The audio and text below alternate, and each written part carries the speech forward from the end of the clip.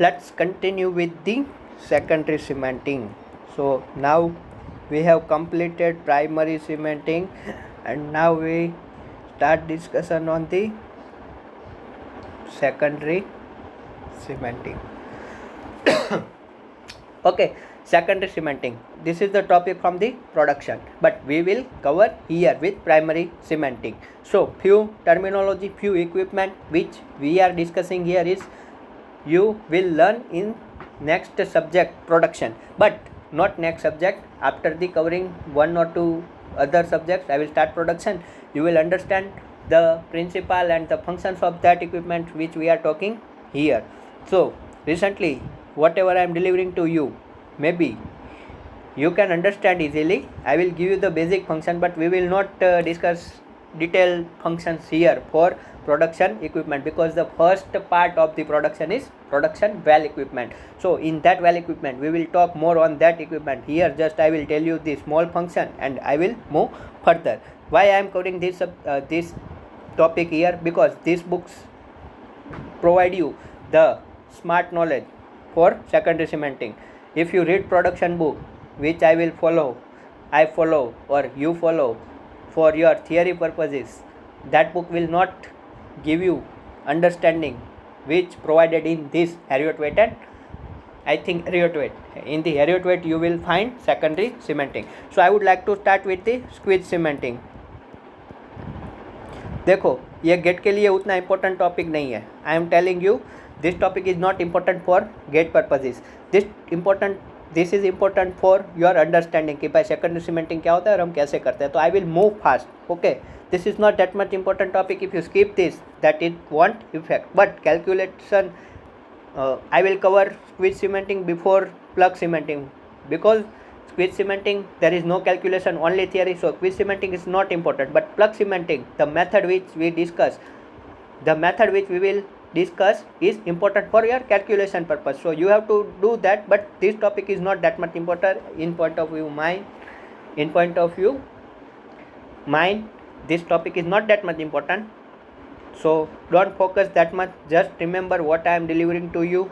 Just remember the story, that is the process. All others, there is simple process for squeeze cementing. So why we do squeeze cementing, you know. Okay, I have already told you why. I would like to quickly repeat functions of the squeeze cementing. The first function is repair of faulty और इनएडिक्वेट primary cement. जो primary cement किया वो अच्छे से नहीं हुआ तो उसको ठीक करने के लिए. तो शट ऑफ अनवांटेड वाटर और गैस, ठीक है, वाटर और गैस की चैनलिंग आ रही है तो उसको क्लोज करने के लिए. Isolate zone prior to perforating for production. जो जोन हमने परफोरेशन के लिए प्रोडक्शन के लिए जो परफोरेशन किया उसको क्या करने के लिए, बंद करने के लिए, क्योंकि अब हमें नए जोन में जाना है. रिपेयर केसिंग लीक, केसिंग के लीक को रिपेयर करने के लिए, ठीक है, simply understood. To abandoned non productive और डिप्लेटेड जोन, ठीक है, आपको पता चल गया होगा कि 3 जोन में प्रोडक्शन चल रहा था, एक जोन अबंडेंट करना है तो वहाँ पे भी सीमेंटिंग लगा के हम उसको क्लोज कर सकते हैं. तो क्विज सीमेंटिंग 2 तरह से होता है. फर्स्ट होता है हाई प्रेशर सीमेंटिंग, दूसरा होता है low pressure cementing. Mostly high pressure cementing ज़्यादा प्रेफरेबल होगा जब कार्बोनेट होगा. लो प्रेशर तब प्रेफरेबल होगा जब सैंडस्टोन होगा. इसके पीछे का रीज़न आप सोचो, मैं बताता हूँ कि भाई जो कॉम्पैक्शन है, मैंने बोला था आपको लाइमस्टोन और डोलोमाइट अर्ली ही हाई स्ट्रेंथ वाले हैं, उसकी स्ट्रेंथ हाई होती है, ठीक है, वो ज़्यादा कॉम्पैक्ट भी नहीं होते, उतनी उनकी स्ट्रेंथ हाई होती है. तो वहाँ पे अगर मुझे सीमेंटिंग करना है तो मुझे ज़्यादा प्रेशर अप्लाई करना होगा. बट सैंडस्टोन है जो अनकॉन्सोलिडेट होता है सरफेस पे, तो आपने मिट्टी के गोले देखे होंगे, ठीक है, बहुत ही अनकंसोलिडेट होते हैं और डेप्थ के साथ स्ट्रेंथ उनकी बढ़ती है, ठीक है, कॉम्पैक्टेड होता है. बट ये तो बहुत ही कार्बोनेट तो बहुत ही कॉम्पैक्टेड होता है. तो low pressure always preferable for sandstone, but हम हर जगह लो प्रेशर ही प्रीफर करते हैं. तो let's start with the high pressure. High pressure में हम क्या करते हैं?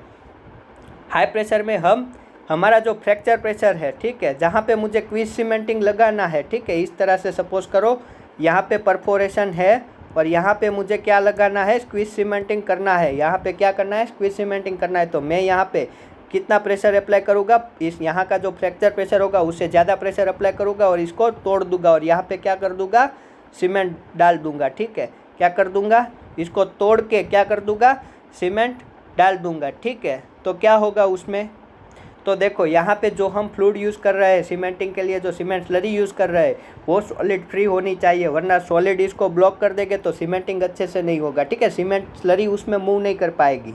तो हम क्या करेंगे, हम पहले थोड़ा प्रेशर अप्लाई करेंगे और हमारी सीमेंट स्लरी को यहाँ तक प्लेस करवाएंगे।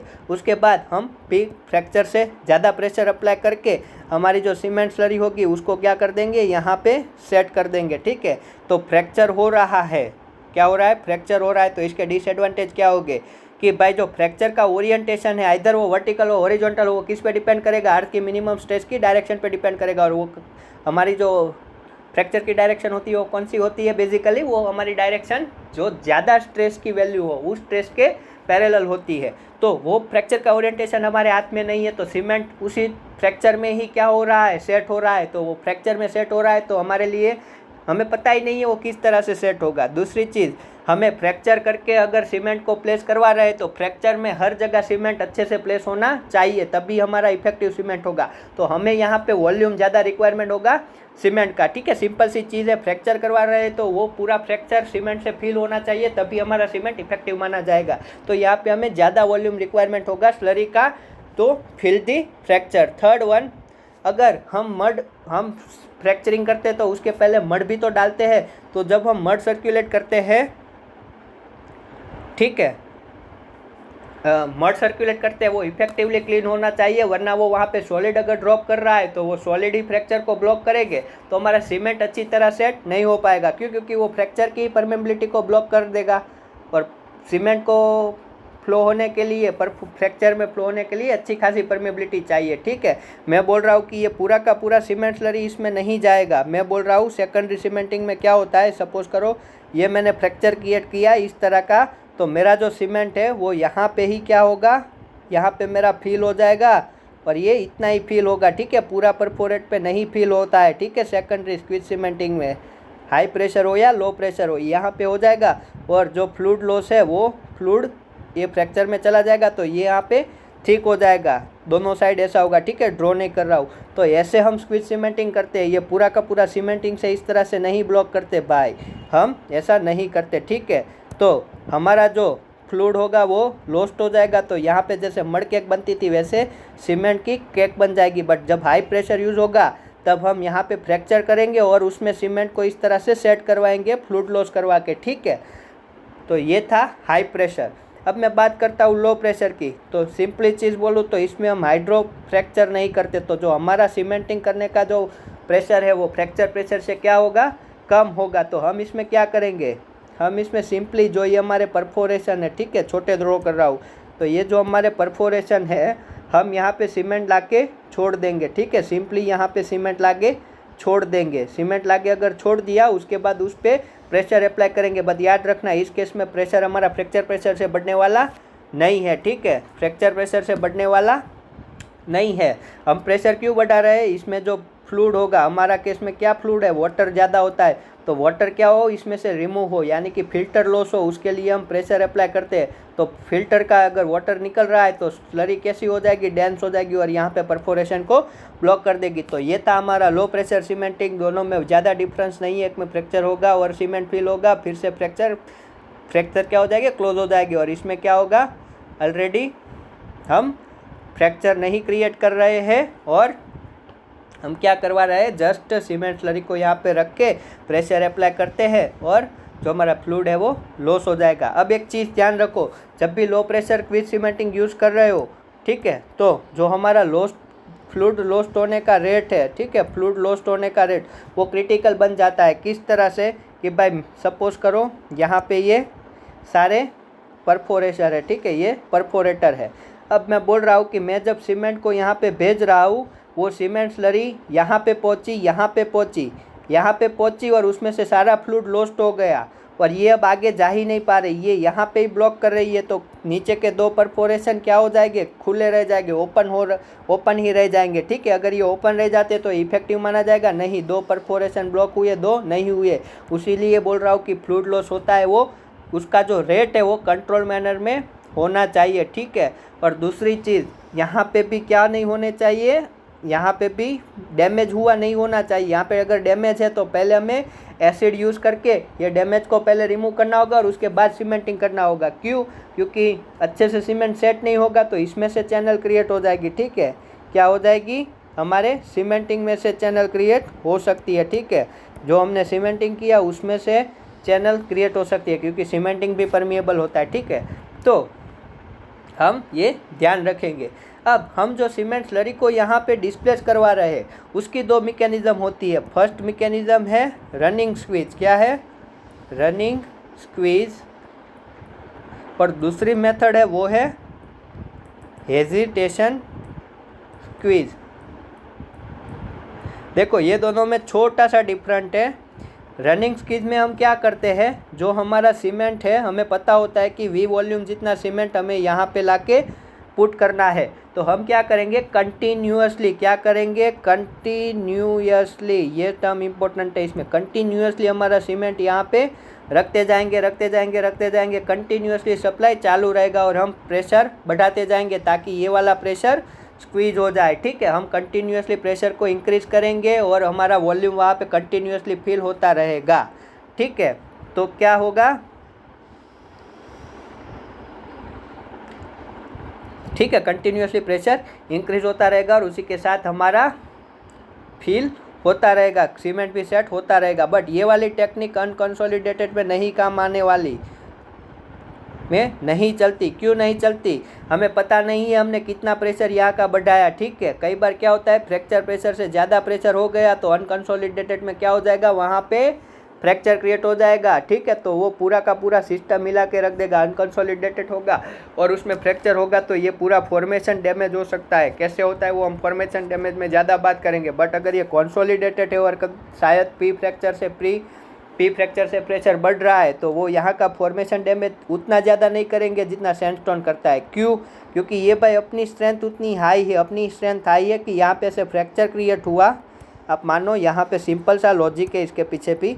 अब ये से फ्रैक्चर क्रिएट हुआ तो भाई इसकी स्ट्रेंथ ही उतनी हाई है कि ये फ्रैक्चर में ना गिर जाए। बट अनकंसोलिडेटेड के केस में क्या होगा, ये बाजू अनकंसोलिडेटेड ड्रॉ कर रहा हूँ, ऐसे फ्रैक्चर क्रिएट हुआ तो ये तो बहुत ही लूज पार्टिकल है। ठीक है, तो क्या होगा, ये वाला जो फॉर्मेशन है वो फ्रैक्चर में गिर के, ठीक है, फ्रैक्चर को ही ब्लॉक कर देगा। ठीक है, ऊपर के लोड की वजह से ये अनकंसोलिडेटेड रहा होगा तो इसमें फ्रैक्चर में गिर के फ्रैक्चर को ही ब्लॉक कर देगा। वैसे डैमेज हो तो हम वैसे फॉर्मेशन डैमेज उस तरह से भी हो सकता है। बट यहाँ पे ये अच्छी खासी स्ट्रेंथ है इसकी, ये फ्रैक्चर में नहीं गिर सकता। ठीक है, पूरा फॉर्मेशन डैमेज नहीं हो सकता।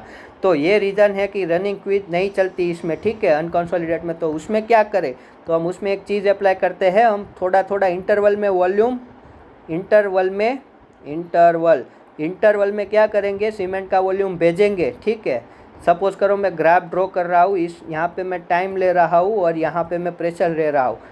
ठीक है, तो t = 0 टाइम से लेके कुछ टाइम तक मैंने वॉल्यूम भेजा, तो भेज रहा हूँ तब क्या प्रेशर होगा? नहीं होगा, फिर प्रेशर बढ़ेगा। ठीक है, मैं क्या करूँगा, उस वॉल्यूम पे थोड़ा प्रेशर बढ़ाऊँगा, प्रेशर बढ़ा दूँगा तो क्या होगा, वो फिर से कांस्टेंट होने का ट्राई करेगा और फिर थोड़ा कम होगा। ये कम क्यों हुआ, ये बढ़ाया मैंने, जब प्रेशर बढ़ा के छोड़ दिया। ठीक है, तो वो थोड़े टाइम के लिए कांस्टेंट रहेगा क्योंकि उसमें से कोई भी अभी फिल्टर लॉस होना स्टार्ट नहीं हुआ है। जैसे फिल्टर लॉस होना स्टार्ट हो जाएगा वो थोड़ा गिर जाएगा, तब आपको मान लेना कि उतना सा सीमेंट जितना वॉल्यूम का हमने भेजा था वो थोड़ा बहुत सेट होना स्टार्ट हो चुका है। फिर मैं क्या करूँगा, फिर से थोड़ा वॉल्यूम बढ़ाऊँगा, फिर से मैं थोड़ा वॉल्यूम भेज दूँगा।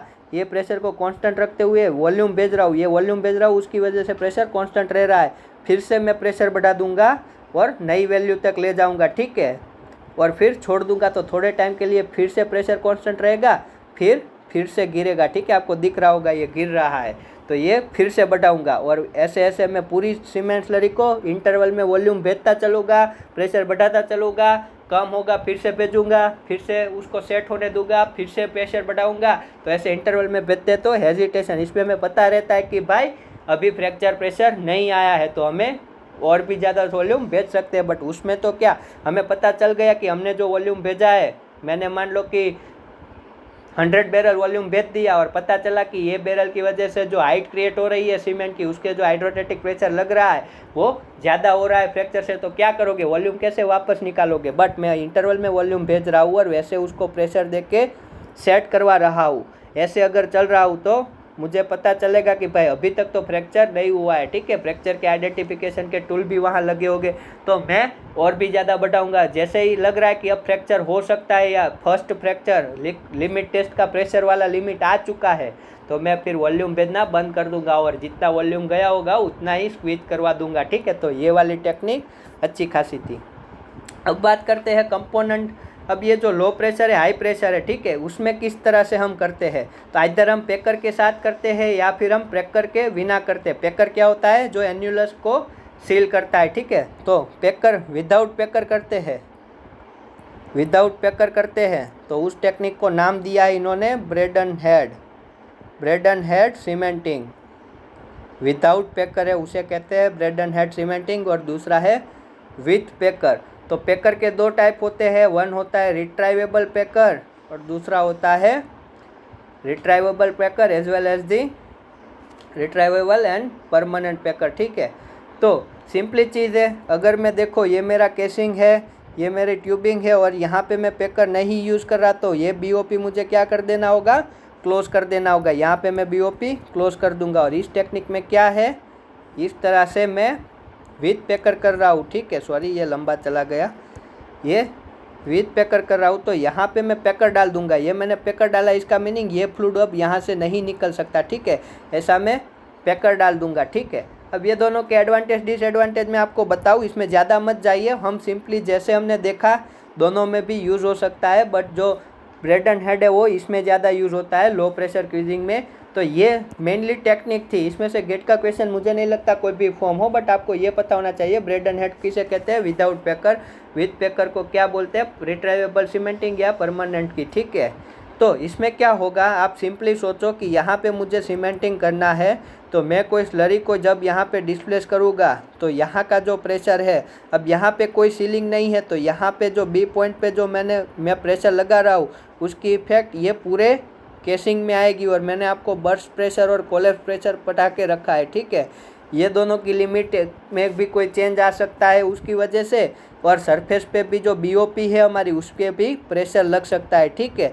तो यहाँ का प्रेशर ये पूरे जोन में फील होगा, बट जब पेकर के साथ कर रहा हूँ, यहाँ पे सील लगा रहा हूँ, तो यहाँ पे जो स्लरी फील होगी उसकी इफेक्ट यहाँ पे नहीं आएगी, ठीक है। ये एन्यूलस है, ये एन्यूलस में या सरफेस पे यहाँ की इफेक्ट नहीं आएगी, बस उतना आप ध्यान रखो। और इसमें थियरी में ज़्यादा मत घुसो, ठीक है। ये इम्पोर्टेंट नहीं होने वाला है, उतना आप पढ़ना चाहो तो आप पढ़ सकते हो, ठीक है।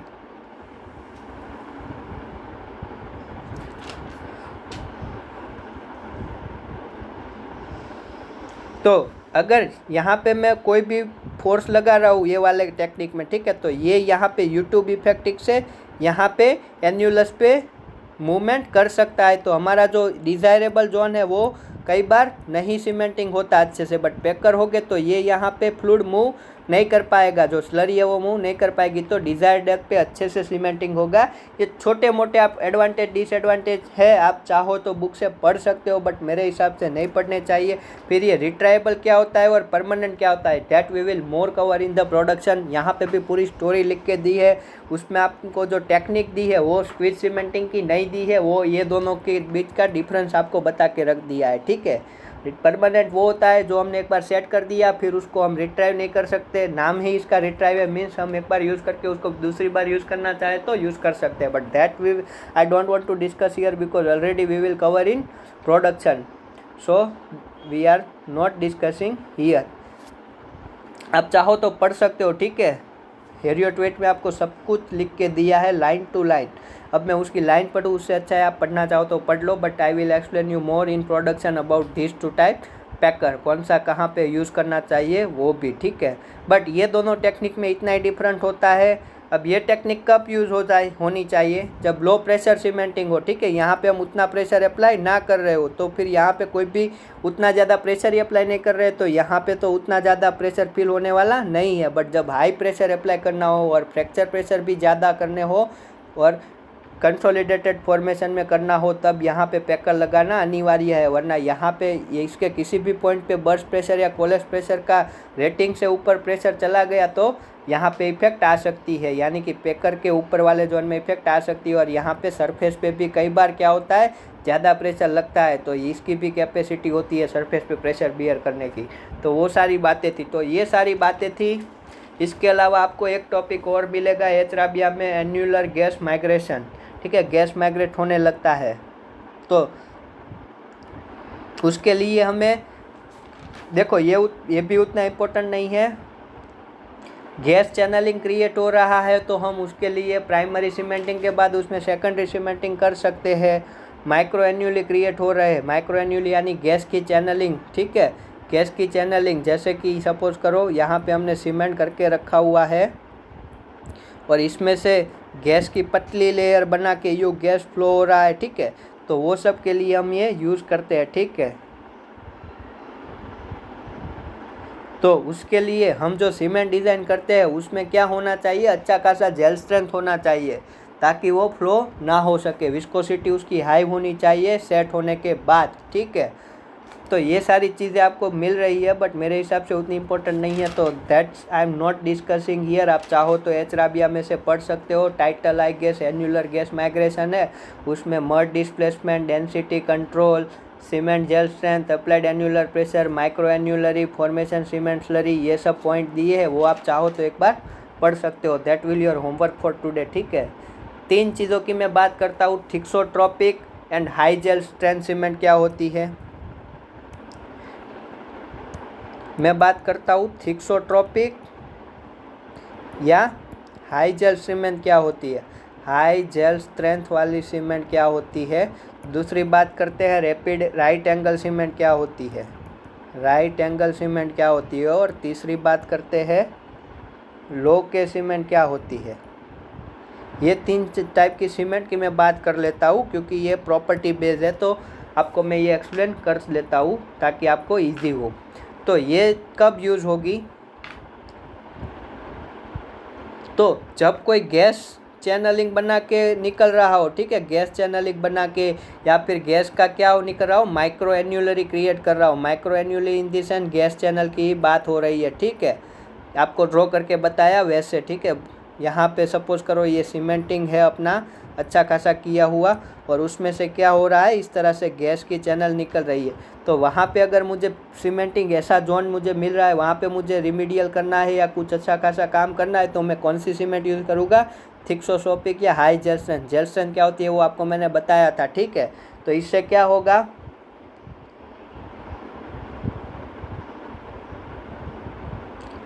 उससे क्या होगा,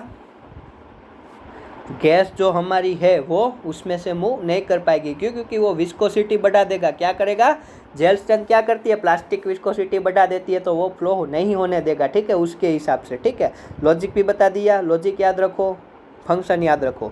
राइट एंगल सेट सीमेंट क्या होती है, जो रैपिडली सेट हो जाए, मीन्स कि मैंने जैसे ही सीमेंट को भेजा वो क्या हो जाए, सेट हो जाए। जो रैपिडली सेट होती है वैसी सीमेंट को राइट एंगल सेट सीमेंट कहते हैं। तो ऐसी रैपिड सेट होती है, कोई भी चीज़ अगर रैपिड सेट होती है तो जैसे हमने intrusion and extrusion igneous rock की बात की थी, तो रैपिड सेट होगी तो वो क्या फॉर्म अचीव करना चाहेगी, रैंडमली प्लेस होगी, तो उसमें शॉर्टिंग और वो सब अच्छा नहीं होगा। तो ऐसी लो के प्रोवाइड करेगी। ठीक है, लो परमेबिलिटी प्रोवाइड करेगी। ठीक है, वहाँ पे जा रहा है उसमें कोई अरेंजमेंट ना हो, पोर्स क्रिएट ही ना हो, वो डायरेक्टली सेट हो रही है। ठीक है, भेजा उसी टाइम पे T0 पे आप मानो 10 मिनट मैंने भेजने के लिए लगाए तो 10वीं मिनट में वो सेट हो रही है। तो ऐसी सीमेंट जो सडनली क्या हो रही है, सेट हो रही है, तो ऐसी सीमेंट को क्या कहते हैं, राइट एंगल सेटमेंट या लो के। उसकी परमेबिलिटी क्या होगी, बहुत ही कम होगी, तो माइक्रो एन्यूली और वो नहीं बन पाएंगे। लो के सीमेंट आपको आगे भी बताया, टेम्परेचर इफेक्ट वाला क्या ऐड करते हैं, सिलिका फ्लोर ऐड करते हैं, तो ये वी हैव ऑलरेडी डिस्कस। तो ये वाली सीमेंट क्या करेगी, तो सीमेंटिंग क्या करती है आपको आगे भी पता है, ये ग्रेन होता है। ठीक है, इस तरह से ग्रेन।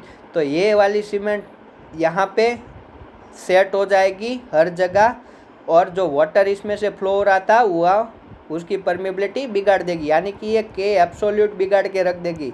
रॉक के मैट्रिक्स की जो एब्सोल्यूट के होती है उसको बिगाड़ के रख देगी, तो अल्टीमेटली क्या होगा, इफेक्टिव भी कम हो जाएगी। तो ये 3 टाइप है जो आपको माइक्रोएन्युलर गैस माइग्रेशन में दिए हुए। इसके अलावा जो आपको दिए हुए हैं वो तो सिंपल से है, ठीक है। आप पढ़ना चाहो तो पढ़ो, नहीं पढ़ोगे तो भी गेट के पॉइंट ऑफ व्यू से नहीं फर्क पड़ने वाला। तो let's talk on the plug cementing, next topic. अब हम बात करते हैं प्लग सीमेंटिंग की, और उसकी फर्स्ट मेथड है वो है डंप बेलर, ठीक है। डंप बेलर क्या होता है, एक वायरलाइन से ऑपरेट होने वाला एक टूल होता है। क्या होता है, टूल होता है, जिसके अंदर हम सीमेंट फिल कर देंगे, और जहाँ पे भी हमें प्लग लगाना है, देखो प्लग क्या करेगा, इस तरह से पूरा प्लग यहाँ पे सेटल डाउन करता है, ठीक है। ये स्क्वीज सीमेंटिंग नहीं है, ये मैं किसकी बात कर रहा हूँ, प्लग सीमेंटिंग की मैं बात कर रहा हूँ। तो आप ये तो पहले बात करते हैं डंप बेलर टेक्निक की। तो डंप बेलर टेक्निक की वजह से हम प्लग अगर कहीं पे भी लगाना चाह रहे हैं, ठीक है, इस तरह से अपना केसिंग है, और मैं बोल रहा हूँ कि यहाँ पे मुझे प्लग लगाना है, यहाँ पे लगाना है, डेप्थ पे लगाना है, कहीं पे भी पूरा प्लग अगर मुझे लगाना है, तो फर्स्ट टेक्निक है मैं डंप बेलर की हेल्प से ये कर सकता हूँ। तो डंप बेलर टेक्निक क्या कहती है कि एक वायरलाइन टूल होता है जिसे मैं डंप बेलर कह रहा हूँ, उसके अंदर क्या होगी, सीमेंट होगी। क्या होगी, सीमेंट होगी। और ये जो सीमेंट है, ये वाली जो सीमेंट है, वो सीमेंट जहाँ पे भी हमें प्लग लगाना है वहाँ पे जाके छोड़ के आएगा। क्या छोड़ के आएगा, ये डंप बैरल छोड़ के आएगा। बहुत ही सिंपल सी टेक्निक है, हम इसमें ये वाला टूल यूज़ करते हैं। इसका एडवांटेज क्या होगा कि भाई हम ये जो टूल यूज़ करते हैं, मुझे मान लो कि मुझे ये ए पॉइंट पे ऐसा प्लग क्रिएट करना है, तो ये टूल हम परफेक्टली उसी डेप्थ पे जाके सीमेंट को खाली कर सकता है। तो परफेक्ट डेप्थ पे ही सीमेंटिंग होगा। दूसरी चीज़ ये वायरलाइन टूल से ऑपरेट होता है, कोई और कॉस्ट नहीं है, सिंपली वहाँ पे प्लग रख के आ जाएगा। तो ये इसमें क्या होगा, टाइम और कॉस्ट दोनों बचेंगे। बट डिसएडवांटेज भी है कि भाई इसमें हम लिमिटेड वॉल्यूम ही सेंड कर पाएंगे, लिमिटेड वॉल्यूम ही सेंड कर पाएंगे ये डंप बैरल में। ऐसा तो है नहीं कि मुझे इतना बड़ा प्लग चाहिए था, इतना बड़ा प्लग चाहिए था, उतना सीमेंटिंग इसमें एबल तो होना चाहिए, कैपेसिटी तो होनी चाहिए उसकी। ये मान लो इतना ही कर पा रहा है तो हमारे लिए तो यूजलेस हो गया। तो limited volume is the first disadvantage. दूसरी चीज़, डीप वेल के लिए ये यूजेबल नहीं है। क्यों यूजेबल नहीं है, तो आपको बताया गया है कि जब भी डीप वेल के लिए हम यूज़ करते हैं तो हमें उसमें सीमेंट में रिटार्डर ऐड करने होंगे। अगर डीप वेल में यूज़ करना है तो उसमें रिटार्डर ऐड करने होंगे, ठीक है। बहुत ही डीप पे जाएगा तो टेम्परेचर का प्री इफेक्ट आएगा, वो अर्ली सेट करवा देगा, तो ये डीप में भी उतना यूजेबल नहीं है। अब जो मेथड बात कर रहा हूँ वो बहुत ही इंपॉर्टेंट है, ठीक है, उसमें से क्वेश्चन बन सकता है। तो सेकंड प्लग में ही बात करेंगे हम अब। बैलेंस प्लग मेथड, हमें करना क्या है, हमें प्लग रखना है कहाँ पे, एट अ डेप्थ डी, ठीक है। तो डंप बैरल की हेल्प से हम रख सकते हैं, बट अब हम क्या करने वाले हैं, बैलेंस प्लग मेथड यूज़ करने वाले हैं। तो इस मेथड में क्या करते हैं, इस मेथड, पहले मैं आपको मेथड एक्सप्लेन कर लेता हूँ। अब तक जो देखा वो बेसिक सी चीज़ें थी, हिस्टोरिकल चीज़ें थी, आपको समझनी है तो समझो, वरना मैं बोलता हूँ स्किप कर दो, नहीं फ़र्क पड़ेगा उतना ज़्यादा। बट छोटी मोटी चीज़ें आप ध्यान रखो तो अच्छा है। स्पीड सीमेंटिंग क्या होता है, हाई प्रेशर, लो प्रेशर, और उसमें ब्रेड हेडन और विथ पैकर क्या डिफरेंस है दोनों में, कब क्या कौन सा इफेक्ट डालता है। तो आप नॉर्मली ऐसा आइडिया लगा सकते हो कि 4 टेक्निक दी और कंसोलिडेटेड के लिए पूछ रहा है तो आप 4 में से आइडेंटिफाई करो। आपको खुद अपना व्यू तो रखना नहीं, आपको 4 ऑप्शन में से ही तो फाइंड आउट करना है, तो वो आप इजीली कर सकते हो अगर उसका बेसिक आपको पता है, ठीक है। थोड़ा अपना दिमाग लगा के, और आप पढ़ोगे भी। मैं इंपॉर्टेंट सारी लाइन आपको बता चुका हूँ, उसके बाहर आपको एक भी लाइन इंपॉर्टेंट नहीं मिलेगी, केवल वो परमानेंट और रिट्राइबल पैकर का उसमें डेफिनेशन दिया है, वो हम प्रोडक्शन में देखेंगे। अब मैं बात कर रहा हूँ बैलेंस प्लग मेथड की। हम इसमें क्या करते हैं, प्लग सीमेंटिंग करते हैं। इस मेथड में करते क्या है, नाम है इसका बैलेंस, तो हम क्या करेंगे, बैलेंस करेंगे। चलो किस तरह से करते हैं, मान लो ये मेरी केसिंग है, ठीक है, क्या है, मेरी केसिंग है। और अब मैं बोल रहा हूँ कि मुझे कहाँ पे, यहाँ पे प्लग लगाना है, ठीक है। तो मैं क्या करूँगा, सबसे पहले ये जो मेरी पाइप है, ये मेरी क्या है, ड्रिल पाइप है। तो सबसे पहले मैं इसमें क्या भेजूँगा, मड भेजूँगा। क्या भेजूँगा, मड भेजूँगा, ठीक है। सपोज करो यहाँ पे मड आ चुका है, ठीक है। ये वाला जो ब्लैक है ये वाला क्या है, मड है, ठीक है। और ये कहाँ तक है, पूरा का पूरा सरफेस तक मैं भेज रहा हूँ, ठीक है। तो इतना मड है, अभी क्या है, मड है, ठीक है। उसके बाद मड यहाँ तक पहुँच चुका है, ठीक है। इसमें से सर्कुलेट होके मड अभी यहाँ तक पहुँचा है। मड के बाद मैंने क्या भेजा होगा, तो मैंने स्पेसर भेजा होगा। क्या भेजा होगा, इस तरह से स्पेसर। स्पेसर का फंक्शन क्या था, ड्रिलिंग मड और सीमेंट को सेपरेट रखना। क्या था मड, उसका फंक्शन ड्रिलिंग मड को और सीमेंट को सेपरेट करना। उसके बाद मैंने सीमेंटिंग भेजा। ये वाला कलर लेते हैं, चलो ये वाला है तो रेड वाला है वो सीमेंट है। मान लो कि यहाँ पे अभी सीमेंट पहुँच चुका है यहाँ तक, ठीक है। मैं ऐसी कंडीशन ले रहा हूँ कि ये सब यहाँ तक पहुँच चुके हैं, तो इसके अंदर भी सीमेंटिंग है अभी यहाँ तक, चलो ठीक है। और आगे बढ़ते हैं। सीमेंटिंग के बाद फिर से क्या होगा, स्पेसर होगा, ठीक है। ये भी क्या है, स्पेसर है, पर वो बाद में भेजूंगा। सबसे पहले क्या किया, याद रखो, सबसे पहले मैंने मड भेजा। मड यहाँ तक पहुँचा, उसके बाद प्रेशर भी डाला हुआ था, उसके बाद सीमेंट स्लरी थी, उसके बाद फिर से प्रेशर था, और उसके बाद में ये वाला कलर से ये नया ड्रिलिंग फ्लूइड है, ठीक है। ये प्रेशर के बाद है, ठीक है।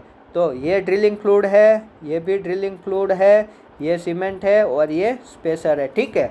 तो टेक्निक आपको समझ में आई होगी। हमें बैलेंस लगाना है और हमारा प्लग सेट करना है, ठीक है। मुझे यहाँ पे क्या करना है, प्लग अपना ये वाला जो जोन है यहाँ पे मुझे अपना प्लग सेट करना है। तो मैं क्या करूँगा, सबसे पहले मड भेजूँगा क्लीनिंग करने के लिए, उसके बाद स्पेसर भेजूँगा, स्पेसर के बाद सीमेंट है, और सीमेंट के बाद फिर से स्पेसर, स्पेसर के बाद फिर से मड, ठीक है। अब मैं क्या कर रहा हूँ, अब देखो प्रोसीड्यूर स्टार्ट होगा। जैसे जैसे ये डाउनवर्ड, अभी देखो ये कंडीशन है, मतलब ये अभी डाउनवर्ड मूव हो रहा है, ठीक है। क्या हो रहा है, डाउनवर्ड जा रहा है, डाउनवर्ड जा रहा है। ये जैसे जैसे डाउनवर्ड जाएगा, चलो ड्रॉ करते हैं साथ में, ओ सॉरी अभी इसको एरिया वाइज लेते हैं। तो मानो ये डाउनवर्ड होके यहाँ पे आ गया, ठीक है। ये दोनों एक लाइन पे आ गए, ये दोनों एक लाइन पे आ गए, ठीक है, इस तरह से। तो उसके साथ ही अपना क्या, ये स्पेसर भी तो नीचे आया होगा, वो मान लो यहाँ तक आ चुका है, ठीक है, यहाँ तक आ चुका है।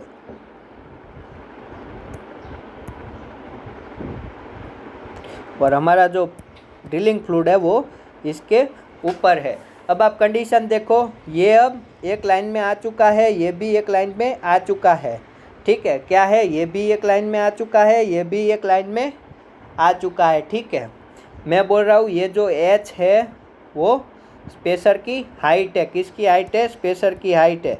तो ये जो स्पेसर की हाइट है वो इनसाइड दी, मैं क्या बोल रहा हूँ, जब स्पेसर की हाइट क्या हो जाए, spacer height in annulus is equal to क्या हो जाए, प्रेशर हाइट इनसाइड पाइप हो जाए। क्या हो जाए, इनसाइड पाइप हो जाए। तब हम क्या करेंगे, हम धीरे धीरे हमारी पाइप को, ये जो हमारी पाइप है ब्लू कलर की, उसको हम निकालना स्टार्ट कर देंगे, ठीक है। ये वाली जो हमारी पाइप है उसे हम निकालना स्टार्ट कर देंगे कुछ इस तरह से। देखो ये पाइप हम उठा रहे हैं अभी, चलो निकल गई, अच्छा है, ये भी निकाल लेंगे। और जो हमारा ड्रिलिंग, हमारा सीमेंट था वो पूरा यहाँ पे सेट होके एक प्लग क्रिएट कर देगा, ठीक है। क्या कर देगा, प्लग क्रिएट कर देगा। और फिर ये जो हमारा स्पेसर है ये भी मिल जाएगा। और फिर इसी पाइप अब कहाँ पे पहुँच चुका है, पाइप सपोज करो अब यहाँ पे है, ठीक है। तो अब ये ड्रिलिंग फ्लूइड था वो इसको क्लीन करता हुआ, ठीक है, ये सेट हो गया, बैलेंस कर दिया। जब ये लाइन बैलेंस हो गई तो पाइप को उठा लिया, इतना सेट होने देंगे। उसके बाद ये जो ड्रिलिंग फ्लूइड था उससे ये स्पेसर रिमूव कर देंगे, ठीक है। तो ये सिंपल सी प्रोसीड्यूर थी। तो वो आपसे क्या पूछ सकता है, देखो मैंने क्या बोला, मैं फिर से वो वाली पुरानी वाली फिगर ला देता हूँ, वो मुझे चाहिए होगी, चलो ठीक है। तो मैंने आपको क्या बोला, कंडीशन क्या होनी चाहिए, spacer height in annulus is equal to spacer height inside the pipe. ये चीज़ आप याद रखना, ठीक है, याद रखो ये वाली चीज़, ठीक है। वो क्या करेगा, अब मैं आपको बोलता हूँ क्या, volume of the spacer in annulus is equal to volume of the inside pipe होगा क्या ये कंडीशन ट्रू है? Volume of the spacer in annulus is equal to volume of the inside pipe. ठीक है, मैं किसकी बात कर रहा हूँ? स्पेसर की। Volume of spacer in annulus is equal to volume of spacer inside the pipe. देख के बताओ चलो, ये वाला वॉल्यूम है बाहर वाला, वो इनसाइड वाले वॉल्यूम के इक्वल होगा? मैं बोल रहा हूँ नहीं होगा भाई। क्यों होगा? क्योंकि इसकी कैपेसिटी डिफरेंट है। इसमें 1 फीट में कुछ बैरल होगा और इसके 1 फीट में कुछ बैरल होगा। कैपेसिटी बढ़ाया था, कैसे फाइंड करते हैं? ये वाला फॉर्मूला, ठीक है, आपको पता होगा। ये पाइप इनसाइड वाला, ठीक है, और इसके लिए क्या होगा? D outer casing square outer pipe square divided by, क्या दोनों की सेम कैपेसिटी है? नहीं, तो वॉल्यूम भी डिफरेंट होगा। ठीक है, अगर आपको कैपेसिटी दी है और एन्यूलस का वॉल्यूम दिया है, मैं बोल रहा हूँ आपको क्या दिया है? कैपेसिटी दी है एन्यूलस की कैपेसिटी दी है और आपको वॉल्यूम दिया है, volume of the spacer outside the pipe, और एन्यूलस लिखते हैं volume of the spacer in annulus. ठीक है, आपको अगर ये दिया है, ठीक है, मैं इसको बोल रहा हूँ capacity of annulus and volume of the, इसको बोल रहा हूँ एन्यूलस में स्पेसर का वॉल्यूम। तो क्या मुझे आप वॉल्यूम इनसाइड पाइप निकाल के दे सकते हो? वॉल्यूम इनसाइड पाइप स्पेसर वाला, ठीक है, इनसाइड पाइप स्पेसर वाला निकाल के दे सकते हो। चलो इक्वेशन के रूप में लिख के बताओ जल्दी से, बहुत ही ईजी है। यस भाई, आप लिख के दे सकते हो। किस तरह से? मैं बोल रहा हूँ, मैंने आपको क्या बोला? आपको क्या याद रखना है? स्पेसर की हाइट इन एन्यूलस होगी, उतनी कहाँ पे होगी? पाइप के इनसाइड होगी। यानी कि ये एच क्या होगी? इक्वल हो जाएगी जब हमारा क्या हुआ होगा? बैलेंस प्लग होगा। हमने क्या किया है? बैलेंस किया है। देखो, हाइड्रोस्टेटिक के टर्म में बैलेंस किया है, हाइट के टर्म में लिखू है, हाइड्रोस्टेटिक प्रेशर के टर्म में। ठीक है, तो ये एच जितनी हाइट होगी जो इनसाइड दी एन्यूलस है वही इनसाइड पाइप हो जाए, तब क्या होगा? हमारा प्लग, हम क्या करेंगे? प्लग में से पाइप को निकाल देंगे और पाइप को निकालेंगे। ठीक है, ये वाली पाइप थी जो हमारी, उसको रिमूव करना स्टार्ट कर देंगे और उसके बाद इतने वाले प्लग को सेट होने देंगे। तो ये एच जो पहले था वही अभी मिल रहा है। ठीक है, तो ये एच क्या होगा? दोनों कंडीशन में सेम होगा।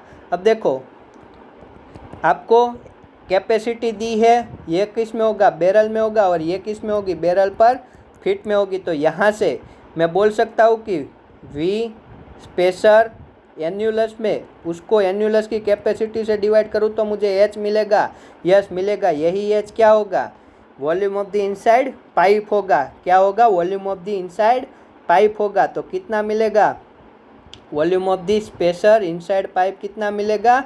पाइप की कैपेसिटी दे के रखेगा, पाइप की कैपेसिटी इनसाइड वाली, इनसाइड पाइप की कैपेसिटी इनटू ये वाला एच होगा। ठीक है, ये आपको पता चलना चाहिए। उल्टा भी पूछ सकता है, आपको ये दे दे तो एच निकालो और एन्यूलस में वॉल्यूम फाइंड करो। ठीक है, और आगे बढ़ते हैं। आपको अगर ये हाइट दे के रखी हुई है, ठीक है, ये वाली हाइट दे के रखी हुई है, मान लो एक्स, ठीक है, और आपको डेप्थ भी दे के रखी है, टोटल डी, टोटल डेप्थ दे के रखी है, तो वो आपसे ये मड का वॉल्यूम जो प्रेशर को एन्यूलस में फॉलो कर रहा है वो निकालना बोले, या ये वाला मड का वॉल्यूम निकालना बोले, तो आप निकाल सकते हो। यस, कैसे?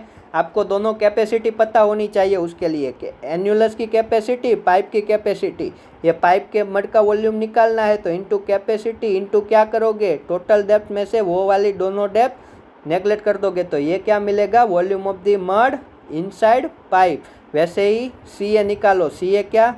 Volume of the mud in annulus निकालो। कैसे? C A into D minus H minus X. ये क्या है? बैरल पर फीट। ये क्या है? फीट। तो ये किस में मिलेगा? बैरल में। ऐसे क्वेश्चन फ्रेम हो सकता है कि नहीं हो सकता? हो सकता है। ठीक है, और थर्ड एंड लास्ट थिंग, आपने सीमेंट का कितना वॉल्यूम लिया होगा? लास्ट थिंग वो पूछेगा सीमेंट वॉल्यूम जो आपने एंटर करवाया होगा वो भी पूछ सकता है। तो वो क्या होगा,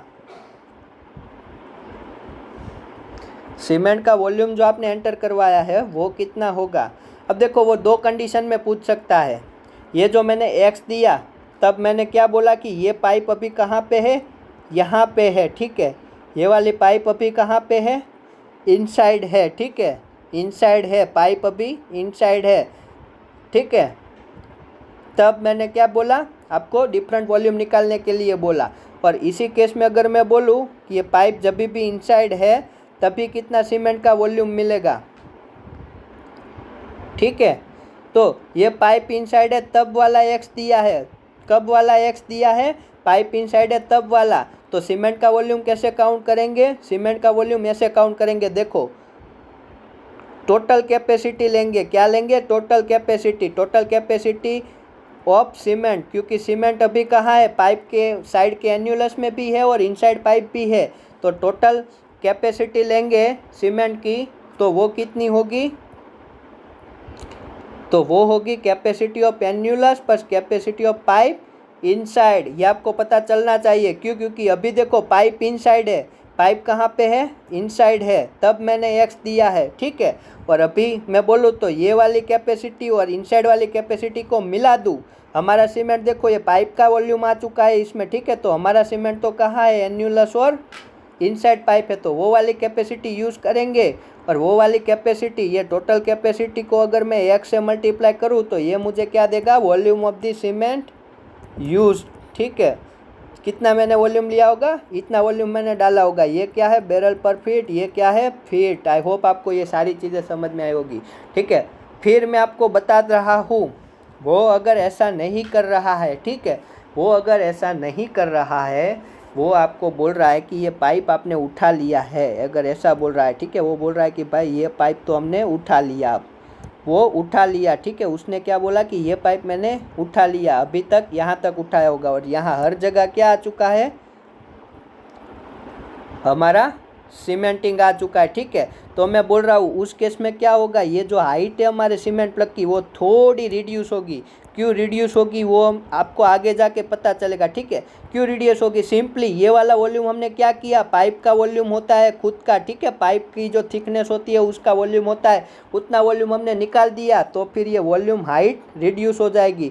तो अगर मैं मान लूँ ये नई वाली हाइट जो दे रहा है वो मुझे वाई दे के, वो वाई बोल रहा है, ठीक है, नई वाली हाइट दे रहा है और वो बोल रहा है कि ये वाई है, ठीक है, ये वाली हाइट नई वाली हाइट दे रहा है जब उसने पाइप ऊपर उठा लिया हो तब वाली, ठीक है। ये पाइप ऊपर उठा लिया है, यहाँ पे क्या आ चुका होगा, स्पेसर आ चुका होगा, ठीक है, इस तरह से। तो अगर उस टाइम पे आप सीमेंट वॉल्यूम निकालोगे तो अब क्या यूज़ करोगे, वाई यूज़ करोगे, पर उस टाइम पे कैपेसिटी कौन सी यूज़ करोगे, ठीक है, सीमेंट वॉल्यूम। उस टाइम पे क्या मिलेगा, वाई कर रहे हो, जब पाइप निकाल दिया है, ऊपर ले गए, यहाँ तक लाए हो, ऐसा समझ लो, ठीक है। अभी पूरा नहीं निकाला है, यहाँ तक लाके आपने छोड़ दिया है, सॉरी ये कलर मिक्स हो रहा है, यहाँ तक लाके आपने छोड़ दिया है, ठीक है। ऐसा अगर आप सोच रहे हो तो अब अगर आप वाई यूज़ कर रहे हो तो ये x से क्या होगा, कम होगा, क्यों, क्योंकि हमने वॉल्यूम निकाला, ठीक है, तो हाइट भी कम हो जाएगी, ठीक है। बैरल पर फीट कांस्टेंट है, हमने वॉल्यूम रिमूव किया तो हाइट रिड्यूस हो जाएगी, सिंपल सी चीज़ है। तो उस केस में आपको क्या करना होगा, कैपेसिटी ऑफ दी होल लेना होगा, यानी कि जो ये निकालोगे वो कैसे निकालोगे, capacity diameter of the hole लोगे, ठीक है, या फिर केसिंग भी बोल सकते हो, डायामीटर केसिंग इनसाइड का स्क्वायर डिवाइडेड बाय 10 to 9.4, ठीक है, ये वाला यूज़ करोगे अगर वाई दिया है तो आपको ये दोनों केस में वॉल्यूम सेम ही मिलेंगे, ठीक है, वो टेंशन मत लो। बट कौन सा केस दिया है, कौन सा हाइट दिया है, उस पर डिपेंड करेगा, ठीक है, उस पर ऑब्वियसली डिपेंड होगा, ठीक है। फिर तो ये मड यहाँ पे सर्किट करके इसको निकालना है। तो इस तरह से आप अप्रोप्रिएट कैपेसिटी यूज़ करोगे वॉल्यूम निकालने के लिए हर टाइम पे, ठीक है। तो ये एक सिंपल सा था, आप देखो एच राबिया का example 6.6, H Rabia example 6.6, you try to solve. मैंने आपको पूरा अच्छे से समझा दिया, प्रोसीड्यूर समझा दिया। आपको क्या याद रखना है, आपको ये वाली लाइन याद रखनी है, कौन सी वाली, प्रेशर की हाइट है वो इनसाइड पाइप और आउटसाइड पाइप इक्वल होती है, उससे आपको जो डेटा दिया है आउटसाइड का वॉल्यूम और कैपेसिटी दिया है, तो इनसाइड का वॉल्यूम एंड कैपेसिटी इनसाइड का वॉल्यूम निकलेगा। फिर ये एक्स दे के रखा है, तो किसी भी मडका, इनसाइड मडका या आउटसाइड मडका भी वॉल्यूम निकाल सकते हो। और सीमेंट कितना लेना है उसका वॉल्यूम, अगर पाइप इनसाइड है तब हाइट दी है तो दोनों कैपेसिटी का सम करके निकालो, और अगर पाइप रिमूव करने के बाद की हाइट दी है वाई दिया है तो होल की कैपेसिटी यूज़ करके निकालो। तो ये हमने देखा इसका कैलकुलेशन। इस पे एक टाइम तो गेट में पक्का क्वेश्चन आएगा, ठीक है, इस पे, ठीक है। आगे बात करते हैं, अब बात करते हैं थोड़े मोटे, ये इस पे आप देखो क्वेश्चन देखो, तब तक मैं आपको एक्सप्लेन करता हूँ कुछ और। आपको इसमें से मैं आपको एक्सप्लेन करने जा रहा हूँ, जो अब चीज़ मैं बता रहा हूँ वो मैं आपको फ्यू टर्म एक्सप्लेन करने वाला हूँ। कि भाई आप बोल रहे हो थिकनिंग टाइम निकालना चाहते हो, थिकनिंग टाइम कितना, हम थिकनिंग टाइम जो हम सीमेंट प्रिपेयर कर रहे हैं उसका थिकनिंग टाइम कितना रखें, तो वो किसके इक्विवेलेंट होता है। मैं आपको बता दूं, थोड़ा बहुत टाइम मिक्सिंग करने में चला जाएगा सीमेंट का, ठीक है, किसके साथ, सभी कंपोनेंट के साथ। उसके बाद डिस्प्लेसमेंट करने में थोड़ा बहुत टाइम चला जाएगा। उसके बाद सरफेस पे थोड़ा बहुत इक्विपमेंट, नई असेंबली फिट करने में थोड़ा बहुत टाइम चला जाएगा। उसके बाद प्लग को रिलीज़ करने में थोड़ा बहुत टाइम चला जाएगा। और उसके बाद सेफ्टी टाइम, हम थोड़ा बहुत अपनी तरफ से सेफ्टी टाइम काउंट करेंगे, ठीक है। तो ये सब का जो सम होता है, क्या क्या मिक्सिंग करने में जो टाइम चाहिए, हमने सपोज करो 5 पाउंड लिया है, तो उसको सारे इंग्रेडिएंट्स के साथ मिक्स करने में जो टाइम लग रहा है वो मिक्सिंग टाइम। उसके बाद डिस्प्लेसमेंट टाइम, यानी कि हमें जो डेप्थ तक पहुंचाना है वो वाला टाइम, ये वाले मेजर टाइम होते हैं, ठीक है। उसके बाद surface time, plug release time और सेफ्टी टाइम। तो मोस्ट ऑफ द केसेस अगर ये दिया है तो लो, वरना 0 कर दो, तो हमारा फॉर्मूला रिड्यूस हो जाएगा ये दोनों पे। इसमें गेट में क्वेश्चन आया है बेसिक एप्टीट्यूड टाइप का, वो आपको देख लेना है, ठीक है। गेट का क्वेश्चन देखो, इस पर सिंपल सी चीज़ है। वो बोल रहा है कि हम, उसने बोला है, आप क्वेश्चन देखो, वहाँ पे आपको ना समझ आए तो कमेंट में लिख देना, I will do that. But अभी के लिए आप देखो, उसने दिया है बस एप्टीट्यूड टाइप का है कि भाई डिस्प्लेसमेंट वॉल्यूम दे के रखा है, और डिस्प्लेसमेंट पर मिनट में कितना वॉल्यूम डिस्प्लेस हो रहा है वो दे के रखा है। वहाँ पे डिवाइड कर दोगे, पंप की कैपेसिटी दी है, वहाँ पे जो टाइम सपोज करो आपको दिया हुआ है इतना बैरल वॉल्यूम, मुझे एक्स बैरल वॉल्यूम मुझे डिस्प्लेस करना है, और मैं बोल रहा हूँ कि वाई बैरल पर मिनट में लूँगा, 1 मिनट में मैं वाई बैरल जितना वॉल्यूम ट्रांसफ़र करूँगा, तो एक्स बैरल के लिए कितना, एक्स डिवाइडेड बाय वाई जितना। तो ये ऐसे डिस्प्लेसमेंट टाइम निकल के आ जाएगा। और मिक्सिंग टाइम के लिए वो कुछ वॉल्यूम में बात करेगा, ठीक है, कि भाई मेरा स्लरी का वॉल्यूम है, एक सेक सीमेंट का कुछ वॉल्यूम है फीट क्यूब में, ठीक है। सेक क्या होता है वो हम जस्ट देखने ही वाले हैं। ये देखो यहाँ पे वो आपको वॉल्यूम दे के रखेगा कि भाई सपोज करो कि ए फीट क्यूब पर सेक जितना मेरा स्लरी का वॉल्यूम है, और वो बोल रहा है कि वाई सेक लगेगा मिक्स करने में, मुझे मिनट में मैं वाई सेक मिक्स कर रहा हूँ, ठीक है। वो क्या बोल रहा है कि मेरी स्लरी का वॉल्यूम है पर सेक, 1 सेक में मेरी स्लरी का वॉल्यूम है ए फीट क्यूब जितना, और मैं 1 मिनट में वाई सेक जितना मिक्स कर रहा हूँ। तो यहाँ से टाइम निकालना है, तो क्या करोगे, ए डिवाइडेड बाय ये 1/y क्या देगा, मिनट पर सेक देगा, ठीक है, मिनट पर सेक देगा। तो a इंटू 1/y करोगे तो क्या मिलेगा, सॉरी आप ये क्वेश्चन देखो, उसी में आपका क्लियर होगा, यहाँ पे ऐसा ही दिया है। ओके, मुझे वो बोल देगा कि मुझे Z feet cube volume transfer करना है, इतना वॉल्यूम डिस्प्लेस करना है, पर वो बोलेगा कि 1 सेक में क्या होगा, ए फीट क्यूब होगा, ठीक है। कुछ इस तरह से लेता है वो कि भाई 1 सेक में इतना फीट क्यूब वॉल्यूम होता है और 1 मिनट में इतना सेक ट्रांसफ़र हो रहा है, तो मैं यूनिट कन्वर्ट कर दूंगा, ये दोनों को मल्टीप्लाई करूंगा, वो मुझे देगा ए वाई क्या देगा, 1 मिनट में कितना फीट क्यूब ट्रांसफ़र हो रहा है और मुझे कितना करना है, जेड जितना, तो Z divided by A Y क्या देगा, मिनट दे देगा। ऐसा एप्टीट्यूड का क्वेश्चन है, आपको यूनिट कन्वर्ट करके वो सॉल्व करना है। मैंने आपको लॉजिक बता दिया, ठीक है। तो वो आप देख लो एक बार, गेट का क्वेश्चन है तो आई होप सबने देखा होगा, तो मैं उसी के लिए नहीं करवा रहा हूँ। अब जो बात करने वाले हैं, जो हमने ड्रिलिंग फ्लूइड में किया था, मटेरियल बैलेंस, मास बैलेंस, वो बात करने वाले हैं, ठीक है। यहाँ पे देखो एक टर्मिनोलॉजी इन्होंने ऐड की है, सेक क्या होता है वो मैं बात कर दूँ। सेक क्या इंडिकेट करता है, और सेक ऑलवेज ये लोग जो डालते हैं वो किसके लिए होता है, सीमेंट के लिए यूज़ करते हैं सेक टर्म।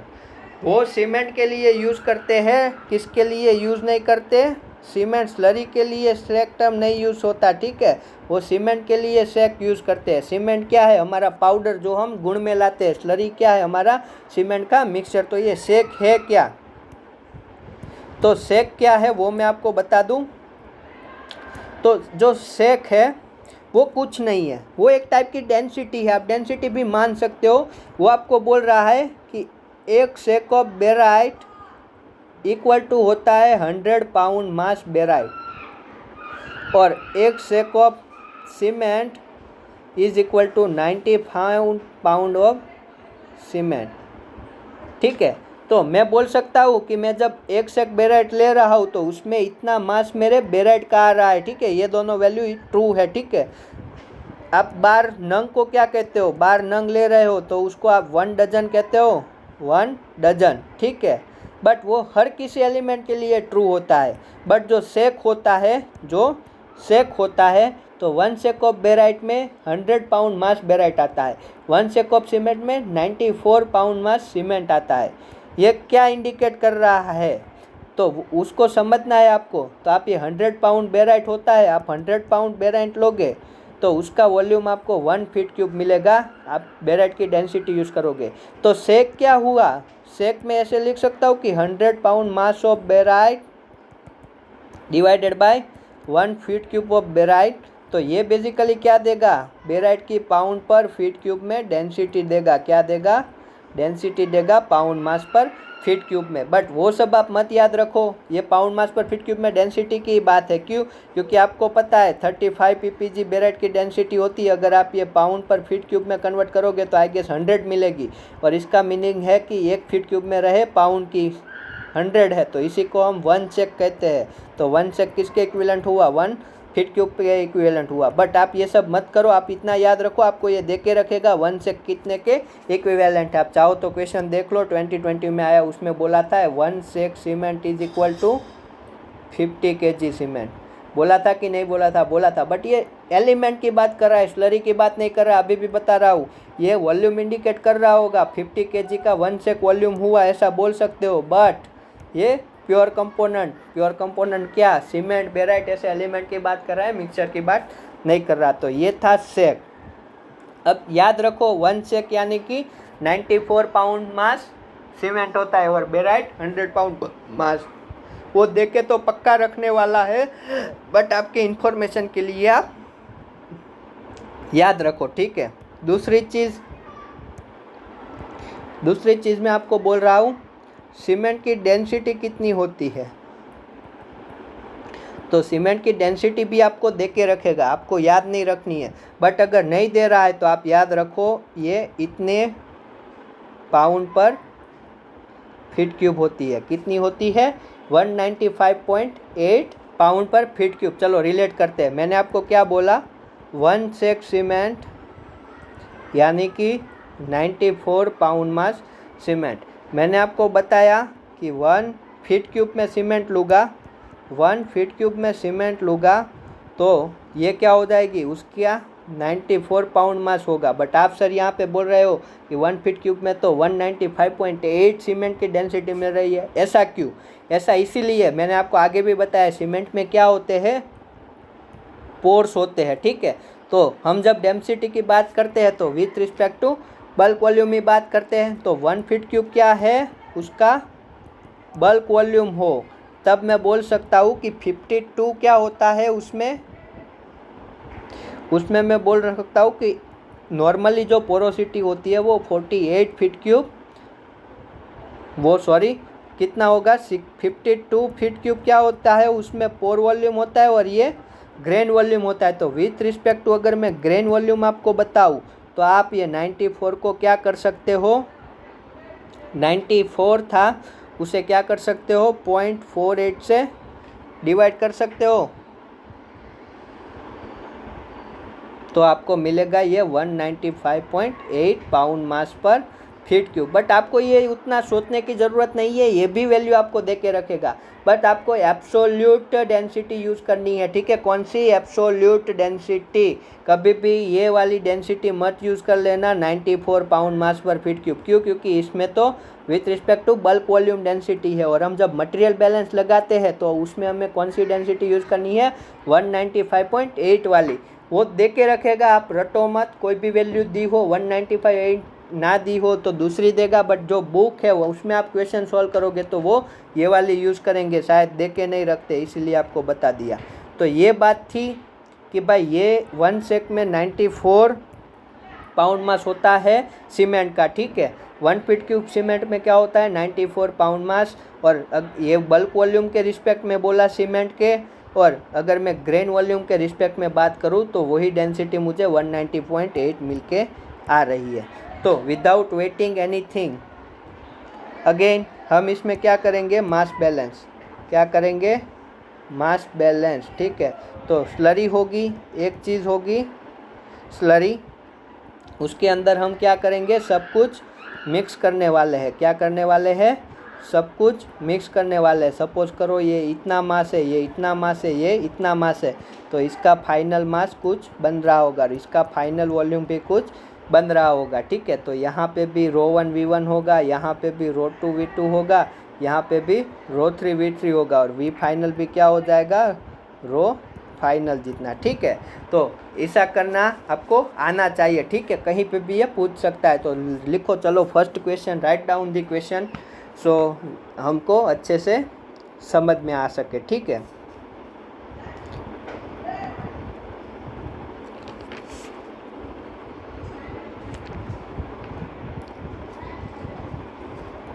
चलो एक सीमेंट स्लरी मैं आपको डिज़ाइन करके देता हूँ, उस हिसाब से आप फिर देखना, ठीक है।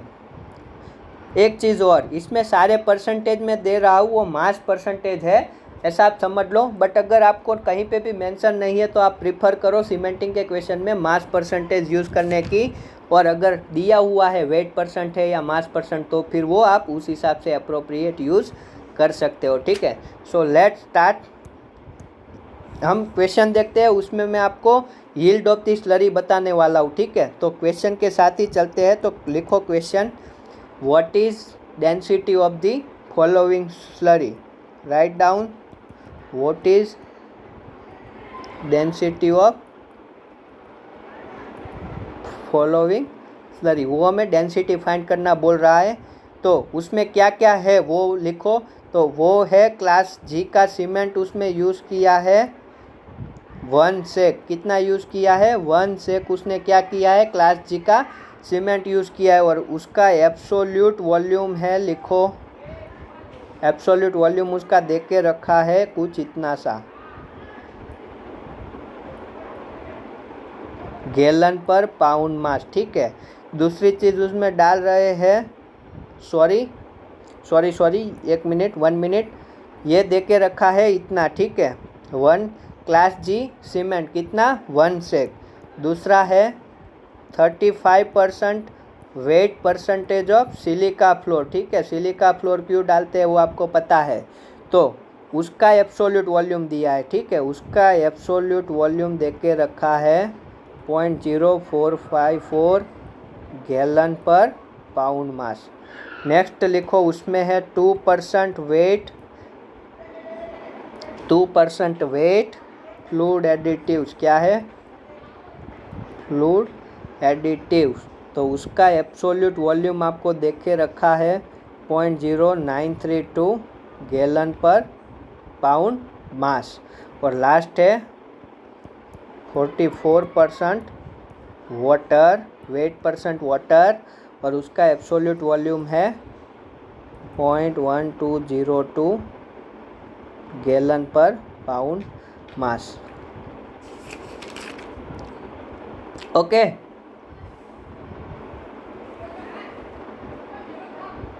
सो कैन यू कैलकुलेट, मुझे एवरेज निकाल के दिखा सकते हो।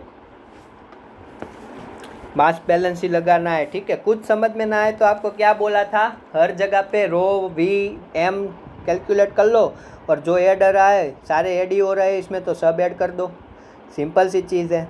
अब देखो आपको नहीं पता है एब्सोल्यूट वॉल्यूम क्या है, चलो आपको नहीं पता है एब्सोल्यूट वॉल्यूम क्या है, तो जब आप इसका यूनिट देखो तब तो पता लगा सकते हो एब्सोल्यूट वॉल्यूम क्या है, गैलन पर pound mass. What does mean that, ये डेंसिटी ही दी है बट इनवर्स डेंसिटी दी है, ठीक है। एब्सोल्यूट वॉल्यूम, स्पेसिफिक वॉल्यूम भी बोल सकते हो, डेंसिटी का इनवर्स, एब्सोल्यूट वॉल्यूम क्या, स्पेसिफिक वॉल्यूम। अब एक चीज़ देखो यहाँ पे नहीं दिया हुआ है कि क्लास जी सीमेंट की डेंसिटी या एब्सोल्यूट वॉल्यूम नहीं दिया है, वो आपको कितना लेना है, अभी बोला 195.24 इतना पाउंड मास पर फीट क्यूब इसकी डेंसिटी, या फिर एब्सोल्यूट वॉल्यूम के टर्म में लिखना चाहो तो 1 डिवाइडेड बाई 195.24 फीट क्यूब पर पाउंड मास, इतना लेना है।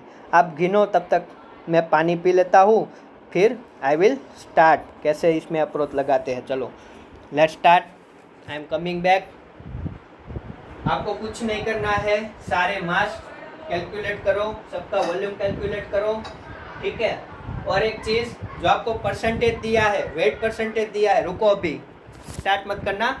The weight percentage given to you is with respect to cement, okay. Percentage कभी भी किसी के रिस्पेक्ट में तो होता ही है, ठीक है।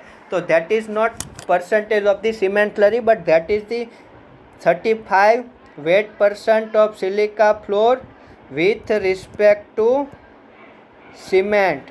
कौन सा सीमेंट है, क्लास जी सीमेंट है, उसके रिस्पेक्ट में ये परसेंटेज है। अब तो आ जाना चाहिए, चलो फटाफट गिनो। 2% weight with respect to cement, ये सब एग्जाम में क्लियरली मेंशन होगा, ठीक है। मैंने बुक में से लिया है तो वो कुछ अपने आप में अजम्पशन करने के लिए छोड़ देते हैं, बट अब सारा डेटा गिवन है, अब आप कैलकुलेट करो। मैं पानी पी लेता हूँ, देन वी स्टार्ट।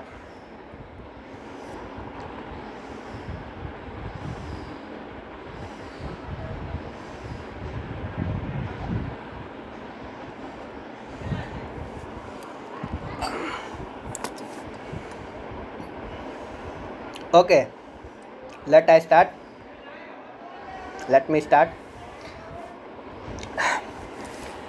तो यहाँ पे देखो 4 इंग्रेडिएंट मिक्स हो रहे हैं, ठीक है। क्या हो रहा है, ये फर्स्ट वन है, ये सेकंड वन है, ये थर्ड वन है और ये फोर्थ वन है। सो कहाँ से स्टार्ट करें, कई को तो यही समझ में नहीं आता क्योंकि इसमें तो कुछ अज्यूम करना है ही नहीं, चारों का मास फाइंड करना है। अब आप यहाँ पे देखो, ये दिया है एज अ डिपेंडेड, ये भी दिया है एज अ डिपेंडेड, ये भी दिया है इसके एज अ डिपेंडेड। उसको मत छेड़ो स्टार्टिंग में, क्या बोल रहा हूँ, इसको मत छेड़ो स्टार्टिंग में क्योंकि वो किसी पे डिपेंडेड है। इंडिपेंडेंट क्या है, क्लास जी में इंडिपेंडेंटली ले सकता हूँ, यस। उन्होंने मुझे बोल के ही रखा है, देखो मैं क्या कर रहा हूँ, 1 सेक ले रहा हूँ क्लास जी सीमेंट, कितना ले रहा हूँ 1 सेक। और मैंने आपको बोला था 1 सेक में कितना मास होता है सीमेंट का, 94। वो एग्ज़ाम में दे के रखेगा, यहाँ पे मैंने जानबूझ के नहीं दिया, कितनों का मगज चलता है, ठीक है। तो ये मैं बात कर रहा हूँ सीमेंट की, मुझे उसका मास मिल गया 94 पाउंड मास, ठीक है। क्या मिला, 94 पाउंड मास।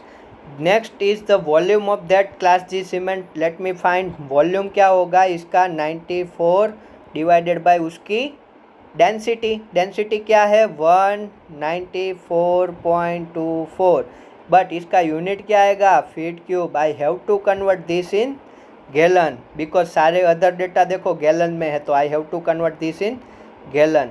तो कितना गैलन होता है, कोई बता सकता है भाई ये वाली वैल्यू, तो वो आप लिखो, ठीक है। मैं नहीं कर रहा हूँ, मैं 3.59 गैलन है, ठीक है। कितना है, 3.59। तो ये बात ख़त्म हो गई सीमेंट की। अब नेक्स्ट इंग्रेडिएंट लेते हैं, 35 weight percent of silica for with respect to cement, यानी कि ये 1 सेक है तब 94 है, कितना 94। तो इसका मास क्या हो जाएगा सिलिका फ्लोर का, इसका 34%, दैट मीन्स 0.34 ऑफ दी 94, ये मिलेगा पाउंड मास में। और इसका वॉल्यूम कितना मिलेगा हमें, इसको डेंसिटी से डिवाइड करने पे इसका वॉल्यूम मिलेगा। तो कितना वॉल्यूम है देखो, इनटू करना होगा, क्यों? क्योंकि हमें एब्सोल्यूट वॉल्यूम, यूनिट देख लो, गैलन पर पाउंड मास है तो इससे मल्टीप्लाई करना होगा 0.0454 इंटू 0.0454। तो ये कुछ वैल्यू देगा, वो डायरेक्टली मिलेगा इन विच यूनिट, गैलन में ही मिलेगा, ठीक है। देन चलो वाटर की बात करते हैं।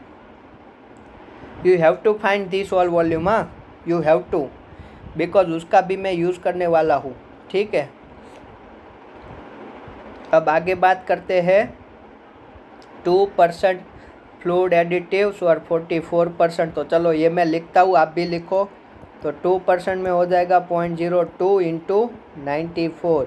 अब देखो ये किसी के भी रिस्पेक्ट में बोल दे, ये इसके रिस्पेक्ट में परसेंटेज देगा, तो आप क्या करो, यहाँ पे जो मास निकाला था वो यहाँ रख दो, ठीक है। सिंपल सी चीज़ें हैं, आप कॉम्प्लिकेट मत बनाओ। तो यहाँ पे क्या हो जाएगा 0.0294 इंटू उसका एब्सोल्यूट वॉल्यूम जो दे के रखा है हमें 0.0952, कितना दिया है 0.0952। तो ये डायरेक्टली मुझे मिलेगा गैलन में, ठीक है।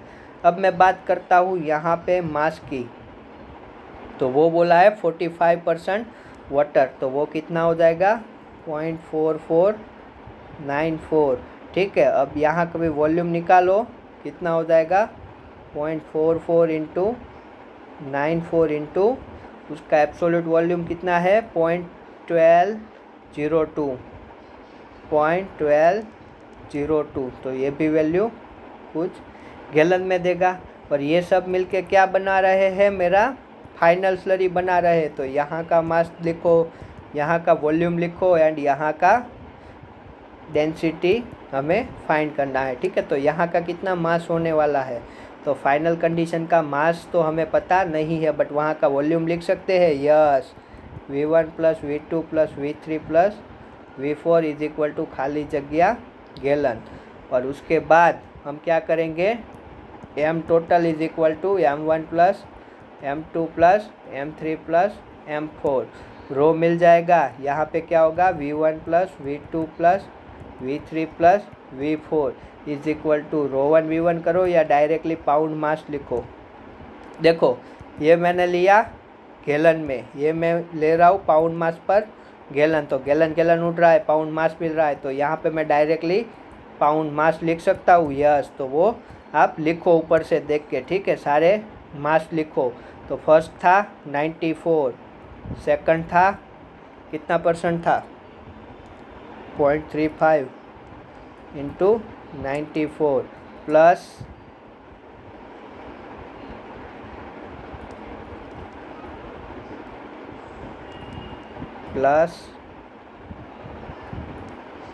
कुछ इस तरह से था, यस। तो ये सारे मास किस में है, पाउंड मास में, ये भी है पाउंड मास में। यूनिट का भी ध्यान रखो। वॉल्यूम आप लिख लोगे, यहाँ से डेंसिटी निकालोगे, वो मिलेगी कुछ इतनी ppg, बहुत ही हाई होती है, ठीक है, हाई मिलेगी, ठीक है। अब मैं बोलता हूँ इसके लिए यील्ड क्या है, यील्ड ऑफ सीमेंट किसे कहते हैं। ये एग्जाम्पल आपने देखा, ठीक है, ये एग्जाम्पल देखा, तो उसमें हमने एक स्लरी ही बनाई है ना, हमने क्या बनाया है, डेंसिटी ऑफ स्लरी निकालना ही तो सीखा है। तो ये स्लरी की डेंसिटी तो मैंने निकाल दी। अब मैं पूछ रहा हूँ आपसे कि ये इसकी यील्ड क्या होती है, यील्ड ऑफ सीमेंट किसे कहते हैं। Yield of the cement is equal to total volume of cement slurry divided bye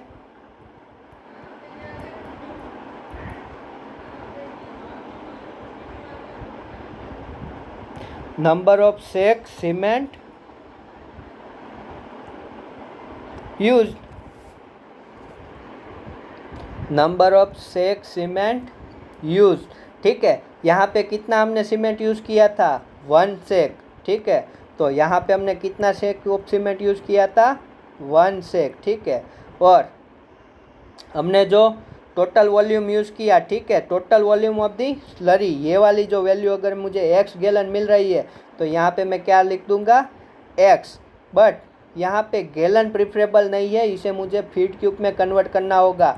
तो ये x को मैं फीट क्यूब में कन्वर्ट करना चाहूँ तो ये 2 3 1 से मेरा इंच क्यूब मिला, और इंच क्यूब को फिर से 12 से डिवाइड करा तो ये मेरा फीट क्यूब पर सेक में मिला। ठीक है, तो यहाँ पे याद रखो, इसके डेफिनेशन में ही मेंशन है कि total volume of the slurry in feet cube divided by number of sack use. तो ये हो गई मेरी यील्ड ऑफ द सीमेंट।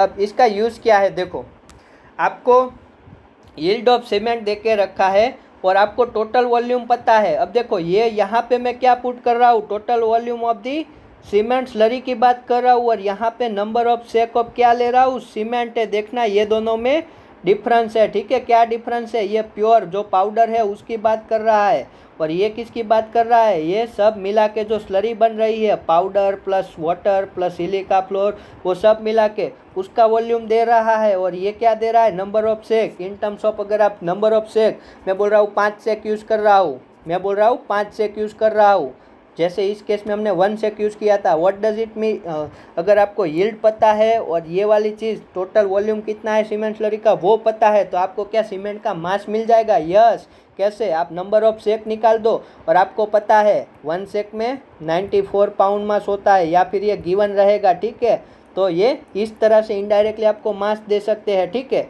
इस केस में सपोज करो आपकी स्लरी यील्ड आई इतनी, आपकी यील्ड इतनी आई, आपकी यील्ड इतनी आई, और आपको ये वाला टोटल वॉल्यूम दे के रखा होता, total volume of the cement slurry जो बन रहा है वो अगर आपको दे के रखता, वो अगर आपको दे के रखा होता तो आप क्या करते, आप मास ऑफ द बेराइट निकाल दोगे, और मास ऑफ द बेराइट मिलेगा तभी गड्डी आगे चल पाएगी, क्योंकि ये सब उसके मास के फ्रैक्शन में ही दिए हैं। तो ये सब इन पैरामीटर आपको कुछ भी दे, आपको बस स्टेप बाय स्टेप प्रोसेस करना है। मैं चेंज करता हूँ, आप यही क्वेश्चन गिनो, और यहाँ पे जो वेट परसेंट है उसको चेंज करके लिख दो वॉल्यूम परसेंटेज।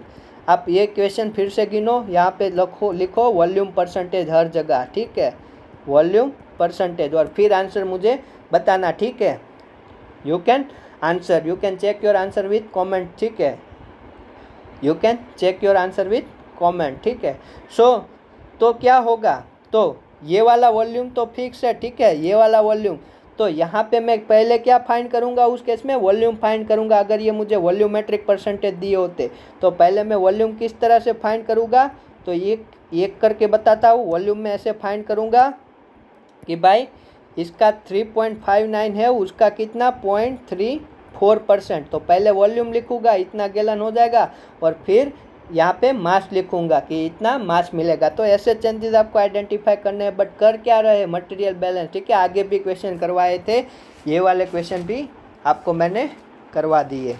अब मैं बात करता हूँ, right down the 1 question and this one the last question. ठीक है, so right down the question, calculate the slurry density of class G cement, calculate the slurry density of the class G cement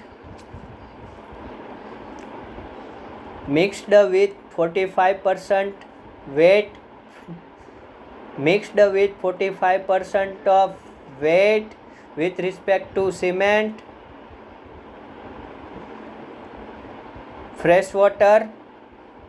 Okay, calculate the slurry density of class G cement which mixed with the 45% fresh water with respect to cement, and the next one is means write down furthermore how much water is required for mixing 100 sacks. Okay, so what you have to count, you have to count the slurry density and the water requirement per water requirement when we mix 100 sacks. Okay, and another thing,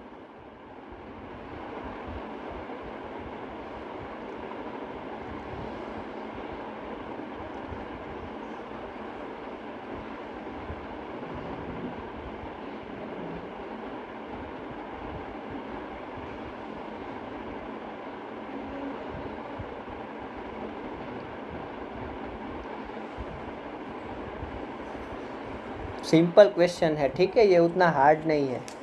बहुत ही simple है। And remember one thing, okay, write down, calculate the slurry density of class G cement